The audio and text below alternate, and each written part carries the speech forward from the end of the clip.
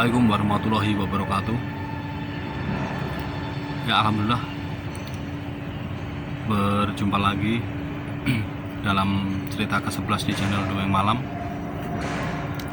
Dan kali ini saya akan membawakan sebuah kisah yang saya dapatkan dari bapak saya, yaitu tentang seseorang yang melakukan pesugihan dan berhasil sampai akhirnya waktu perjanjiannya tersebut telah tiba dan penagihannya datang ke rumah sampai terjadilah akhir dari semuanya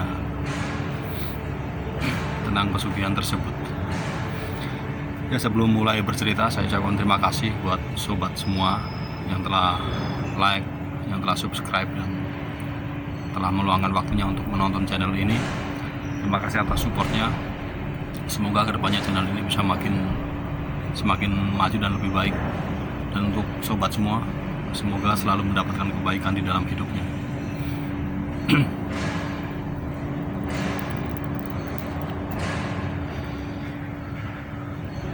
Ya, cerita ini terjadi sekitar tahun 1950-an, di mana bapak saya waktu itu masih remaja. Dan khas banget remaja saat itu berbeda dengan remaja zaman sekarang, karena remaja saat itu tuh dilatih orang tuanya untuk laku prihatin, atau istilahnya menjalani suatu ritual untuk sekedar mendapatkan ilmu kejiwaan gitu. Bisa dilanjutkan dengan berguru maupun dengan melakoni sendiri gitu. Pokoknya dengan tujuan zaman itu prihatin bisa dengan puasa ataupun dengan melek tanpa tidur jika di malam hari, untuk mendapatkan mungkin ketenangan pikiran jiwa atau mendapatkan sesuatu yang dia tuju. Nah, bapak saya dahulu itu tahun 50-an masih cukup remaja, usia belasan tahun, tapi sudah melakoni puasa Senin Kemis, dan segala puasa itu dilakukan terus ya untuk laku prihatin tersebut. Nah, kemudian tak lupa juga dengan bukan puasa ya, masih melek, karena melek itu masuk juga suatu laku prihatin ya, kalau di Jawa sana. Nah, karena tahun segitu kan memang belum ada listrik dan kondisi masih sunyi, masih sepi, jalanan juga belum ada aspal. Masih era sederhana banget lah, klasik banget. Masih bisa dibilang zaman susah juga, susah makanan dan susah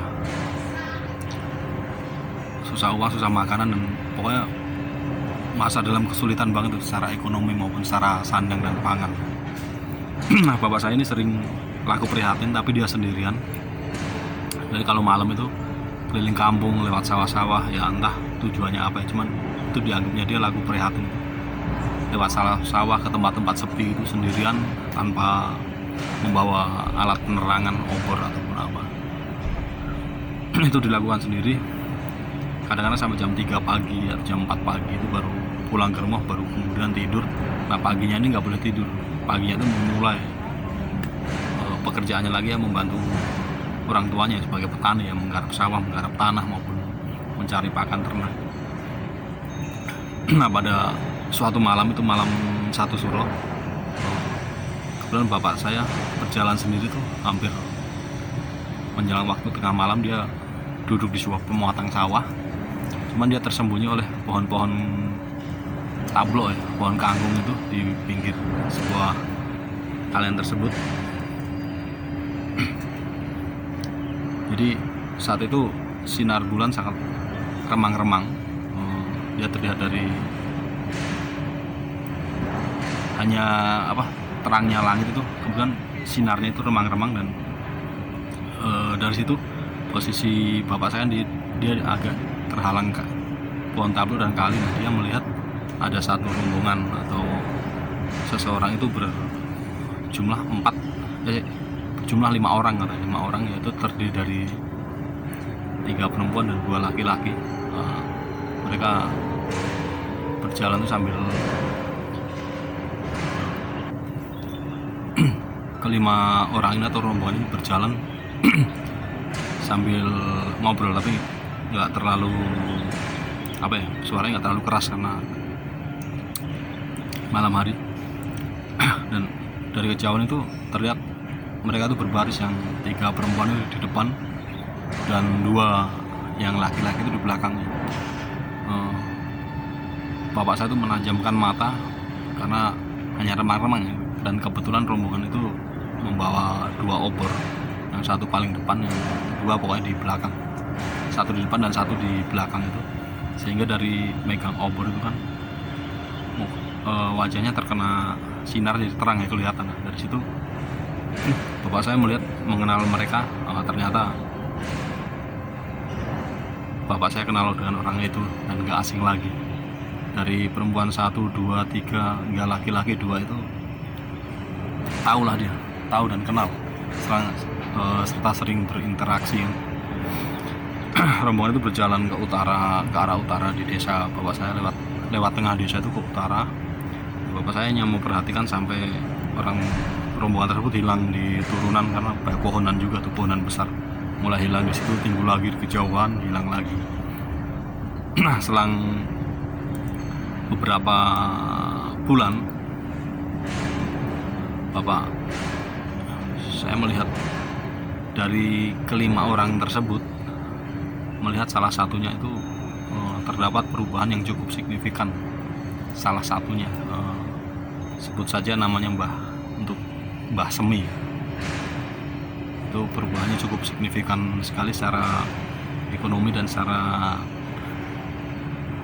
ekonomi mencukupi sandang, pangan, dan papan. Itu perubahannya cukup signifikan dari yang tadinya hanya sederhana, ya dibilang standar lah dibanding tetangga-tetangga lain, itu nggak ada perbedaan jauh gapnya. Nah, ini ekonominya ini naiknya cukup cepat, hingga bisa beli sawah, beli ternak, terus beli panenan warga-warga tetangga-tetangga itu. Kalau panen dia yang bayarin, dan terus itu pun terus bertambah.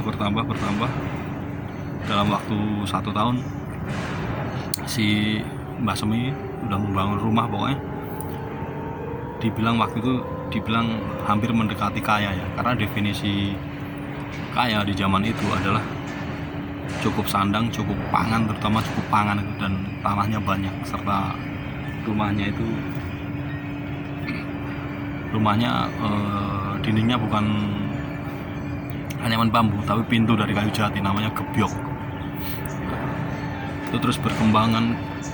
Dilihat dari pintu yang biasa, rumah adat khas Jawa kan itu rumah limasan ya, panjang. Nah, untuk bagian depan itu sudah dipasang gebyok semua, entah 6 plong atau biasanya sekitar 6 plong itu, yang pintu gebyok dari kayu jati.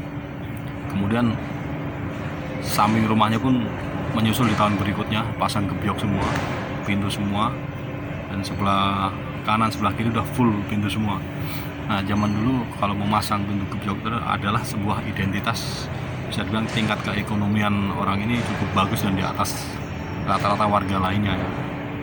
Karena yang tidak pasang gebyok itu paling pintunya model pintu biasa, pintu dari bukan kayu jati ya, kayu yang tebal itu, dengan engselnya juga dari kayu, semuanya full dari kayu, berbeda dengan gebyok ini. Kemudian dari situ bapak saya mengambil kesimpulan, waktu mereka berangkat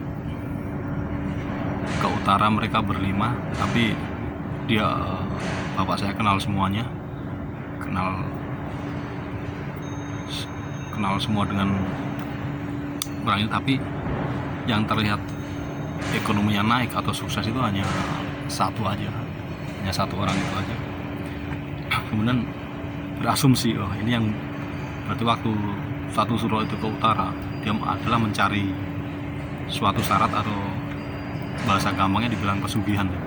Nah, di situ yang berhasil hanya 1 orang, walaupun mereka berangkat bersama-sama, tapi nasib dan peruntungan mereka berbeda. Nah, karena berjalan setahun, 2 tahun, 3 tahun itu si Mbah Semi ini dia tambah kekayaannya terus bertambah hingga akhirnya namanya satu rombongan waktu itu ya 5 orang yang berhasil satu, pasti di antara 4 ini ada yang punya rasa gimana ya, manusiawi, rasa iri atau rasa apa itu, sehingga dengan sendirinya mereka itu bercerita kepada ya tetangga atau siapa yang diajak ngobrol. Pokoknya dengan otomatis dia bercerita karena dengan sifat irinya itu, wah Simba itu waktu itu berangkat ke sono tuh bareng saya gitu. Cuman saya nggak berhasil, yang berhasil dia. Tapi nanti setelah sampai titik wancinya juga diambil, soalnya ini pakai tebusan katanya waktu itu. Dia nggak ngomong tumbal, tapi tebusan. Nah waktu itu berjalan, kemudian pada sekitar hampir 8 tahun 10 tahun ya, 8 tahun 10 tahun tidak terjadi apa-apa, tapi kekayaan si Mbah Semi ini makin meningkat ya, dalam bentuk pangan, tabungan, emas, dan bangun rumah. Dan waktu itu rumahnya kan limasan gitu ya, kanan ke depan, kanan kiri itu sudah kebyok, dipasang pintu kebyok, dan terakhir ada bagian belakang yang masih sisa 6 plong. Jika dipasang pintu kebyok ini, akhirnya sudah kepasang pintu kelima. Nah di pintu kelima itu Mbak Semi udah mulai ada gejala-gejala nggak enak atau sakit-sakitan lah, dan mulai bagian tubuhnya itu bukan mengelupas ya, warna kulitnya itu berubah ke warna bule gitu. Jadi kan orang di sana kebanyakan kulitnya sawo matang ya hitam, petani soalnya. Nah itu kulitnya sebagian berubah jadi bule hingga secara mata ini terlihat jelas perubahannya. Dan dari sana tetangga maupun penduduk itu udah paham kenapa terjadi seperti ini ya. Itu pada umumnya orang yang mengalami bule secara bertahap pada bagian tubuhnya itu pasti dia melakukan laku pesugihan atau mempunyai pesugihan.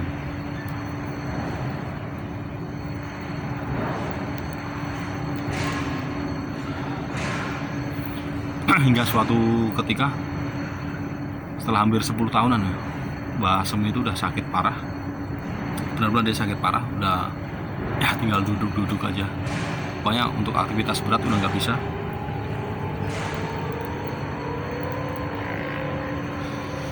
Untuk aktivitas berat udah nggak bisa.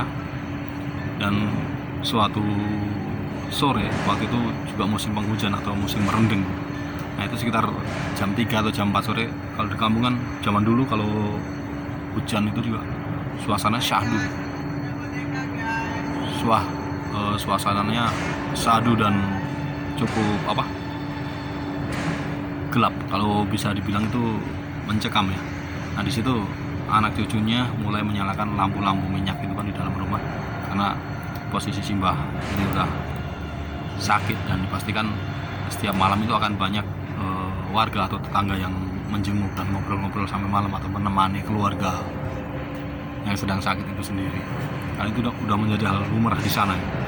Hingga pada sore itu posisi hujan, kan rumahnya orang zaman dulu pasti di tempat saya menghadap ke selatan, karena sebagai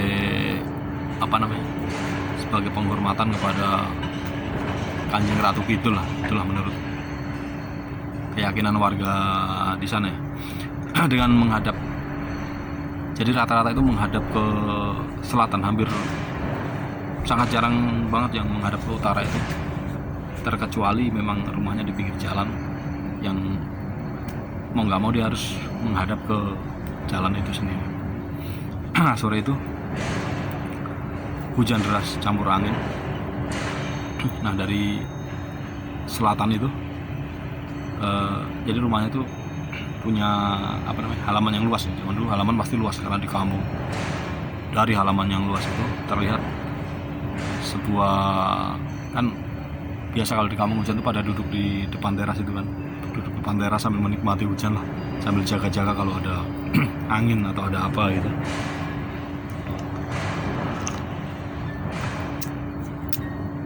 Dari ujung halaman terlihat ada sesuatu yang bergerak. Awalnya benda itu bergerak tapi masih tertutup derasnya air hujan kan. Pas ke arah benda itu terus berjalan, akhirnya terlihat benda itu cukup besar, warnanya warna putih bule, agak membulat. Setelah berjalan ke sini terlihat bahwa itu adalah seekor binatang yang berjalan miring, tapi dia sebesar kura-kura dan warnanya bule. Setelah berjalan perlahan-perlahan, itu keluarganya semua melihat, wah, ada kepiting, ada yuyu ya, manggilnya yuyu di kampung. Ono yuyu bule. Terus mendengar itu si Mbah Semi pun karena posisi dalam rumah, dia minta dibawa ke depan. Ndi katanya, wes ben aja diapa-apano ben mlebu rene, kata Mbah Semi. Mana, coba saya keluar, saya mau lihat. Jangan diapa-apanya, biar masuk aja. Karena kepiting itu pun terus berjalan sampai di teras rumah. Si Mbah Semi itu hanya diam saja, dan keluarganya itu dikasih kode untuk dia membiarkan kepiting itu berjalan searahnya dia mau kemana, biarin aja. Nah, kepiting itu sendiri dia naik ke teras rumah yang waktu itu masih pakai giring atau pasak gitu untuk pembatas. Dari teras rumah, kepiting itu pun melewati orang yang di teras itu, terus berjalan masuk. Dia menaiki pintu bagian bawah itu. Zaman dulu kan ada bagian pintu di bawah itu, giring yang di atas giring. Kepiting itu pun masuk ke dalam. Akhirnya terus bablas ke belakang. Terus Mbah Seminya bilang, wes ben ojo ditut nih, biarin, jangan diikutin gitu. Karena anak cucu nggak tahu, anaknya juga nggak terlalu paham dengan itu, akhirnya membiarkan kepiting itu masuk. Dan setelah itu Mbah Semi pun merasa badannya lemas dan sakit parah. Dia minta maaf tadi kurang ya, selama Mbah Semi ini kaya, dia rambutnya tuh selalu dipenuhi oleh kutu ya. Dan anehnya kutu itu, kalau kutu kan harusnya warna hitam, nah kutu yang di Mbah Semi itu berwarna putih, berwarna bule itu. Jadi semenjak itu sering pakai serit atau banyak.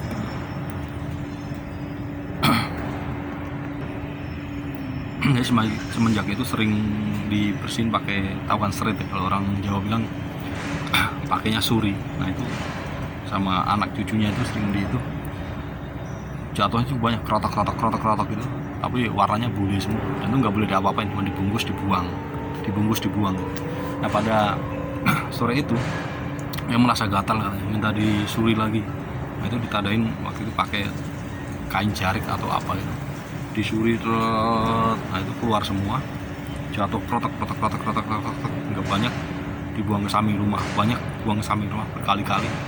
Hingga akhirnya Mbah Semi sore itu menjelang maghrib minta dibawa ke dalam. Akhirnya di dalam dia mapan, dan Mbah Semi ini sudah nggak ada, dan istilahnya sudah meninggal saat itu. Nah kemudian di area kepalanya ini kutunya cukup banyak berkeliaran yang berwarna bule itu. Hingga sebelum dimandiin, anaknya itu dibersihin dulu pakai serit itu. Enggak, kutu berwarna bule itu cukup banyak jumlahnya, nggak habis akhirnya karena udah itu nggak bersih. Nah sebagian dari keluarga ini memberi kabar kepada tetangganya bahwa Mbah Semi udah nggak ada. Akhirnya biasa kentongan namanya ulo-ulo. Kentongan ulo-ulo adalah untuk memanggil atau isyarat bahwa hari itu ada yang meninggal. Setelah warga berkumpul ingin merawat jasadnya, pas di situ baru kutu itu nggak ada habisnya. Akhirnya salah satunya bilang, ini nggak apa-apa, udah biarin aja sampai pagi, nanti kita mandiin, nanti bersih sendiri. Akhirnya singkat cerita malam ya begitu ritual orang meninggal kan, bersih-bersih, ada yang nyiapin buat besok prosesi pemakaman. Setelah pagi itu jenazah dimandikan, dan ternyata benar setelah jenazah dimandikan bersih, dan kutu itu pun berjatuhan, udah nggak ada lagi, udah bersih. Dikafanin, kemudian prosesi pemakaman dilanjutkan makam hari itu juga. Nah, setelah selesai kelar, barulah terjadi pembicaraan dari warga yang sambung menyambung, yang bapak saya sendiri juga mendengarkan. Jadi secara nggak langsung potongan-potongan cerita ini digabungkan dan menjadi suatu yang dia pahami dari kejadian ini. Jadi dari salah satu dari keempat rekan Mbah Semi ini yang ikut dalam rombongan itu, ternyata yang membocorkan. Jadi ceritanya begini, waktu dulu mereka berangkat berlima ke arah utara dari desa mereka, terus ke barat itu mereka mencari pesugihan. Dan saat sampai di sana kan sekitar siang hari, karena jalan waktu itu hanya jalan kaki sampai di sana, bertemu kuncen. Kemudian ya dilakukan menyampaikan maksud dan tujuan ke sini, kemudian dari kuncennya memberikan jawaban seperti ini, syaratnya seperti ini, dan intinya dari kelima rombongan ini, 5 orang ini yang berhasil hanya akan 1 orang. Jadi nggak boleh saling ngiri, nggak boleh saling dengki ya. Ini udah rezekinya masing-masing, tapi ini ada tagihannya. Nah, nanti dari salah satu kalian yang berhasil, jangan sampai perjanjiannya, jangan sampai membuat rumah dengan dinding, pintu semua atau gebyok semua. Jadi kalau sudah rumah sudah full gebyok, berarti titiwansi atau janjinya sudah sampai, dan salah satu dari kalian yang berhasil ini akan diambil. Nah, ternyata saat itu Mbah Semi ini menyisakan satu di plong belakang itu nggak dipasang pintu gebyok, hingga akhirnya entah kenapa Mbah Semi itu menjelang akhir-akhir hidupnya membeli satu pintu gebyok dan dipasang di situ. Hingga akhirnya janjinya telah terpenuhi, rumahnya penuh dengan gebyok, baru dia mau diambil. Nah, mungkin itu juga salah satu tipu daya dari setan. Nah, itulah akhirnya sampailah titik wanci yang Mbah Semi ini harus diambil dan kembali ke sana yang memberinya kekayaan tersebut. Ya, dari sini kita sedikit belajar dan mengambil hikmahnya ya, bahwa kekayaan memang bukan segalanya, tapi janganlah mempertaruhkan hidup kita hanya untuk duniawi saja. Nah, ceritanya diambil kesimpulan sampai di situ ya.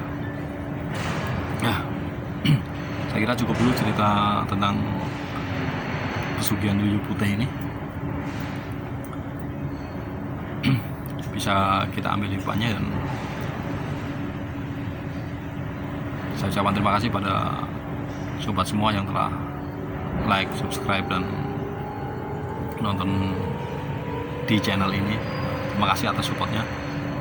Saya doakan diberikan kesehatan, kelancaran rezeki, dan mendapatkan kebaikan dalam hidupnya. Oke, sampai jumpa lagi dalam cerita horor berikutnya di Dongeng Malam ya. Dan bagi sobat semua yang mempunyai pengalaman mistis atau cerita horor dan ingin diceritakan kembali, bisa kirim ke channel ini melalui dalam bentuk audio maupun teks ya, ke jackminator@gmail.com, atau nanti saya share teksnya di belakang video ini ya. Terima kasih untuk semuanya. Kita bisa bertemu dalam cerita ke-11 ini. Waalaikumsalam warahmatullahi wabarakatuh. Salam Dongeng Malam.